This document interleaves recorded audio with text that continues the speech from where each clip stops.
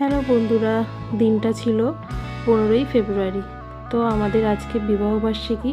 হঠাৎ করে আগের দিনই প্ল্যান করলাম যে আমরা আজকের দিনটায় যাব তিনজনে মিলে বড়মার মন্দিরে পুজো দিতে।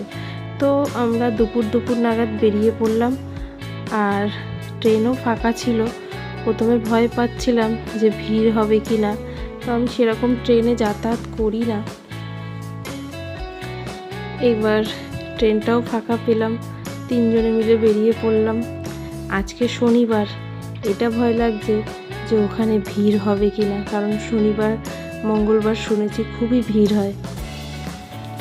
এবার আমরা চলে আসলাম নৈহাটিতে। এইবারে মন্দিরে গিয়ে দেখব যে ভিড় হয় কি ভিড় হয় না। তো এবার আমরা টোটো ধরলাম। টোটো ধরে বেশিক্ষণ না, আমরা মন্দিরের সামনে চলেই আসলাম। এই যে মন্দিরে এরকম ভিড়, তো আগের বারে এসেছিলাম তখন প্রচুর ভিড় ছিল, কিন্তু এইবারে সেই আন্দাজে অনেকই কম। এই দিকটা আমরা ভেতরের দিকে ঢুকে গেছি।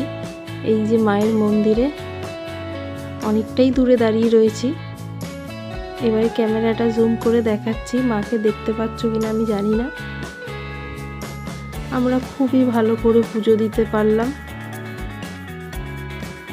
আজকে যেহেতু আমাদের বিবাহবার্ষিকী, তাই এই প্ল্যানটা করলাম। হঠাৎ করে মা না চাইলে তো আর যাওয়া হয় না, মা চেয়েছে তাই আমরা গেছি।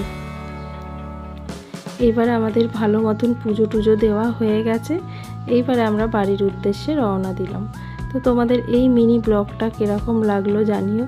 যদি ভালো লাগে লাইক করবে, শেয়ার করবে, আর আমার চ্যানেলটাকে সাবস্ক্রাইব করবে। আর আসার সময় দেখো ট্রেনটাও ফাঁকা পেয়ে গেলাম, যাওয়ার সময়ও ফাঁকা পেলাম, আসার সময়ও ফাঁকা। তো চলো আজকের মতন টাটা।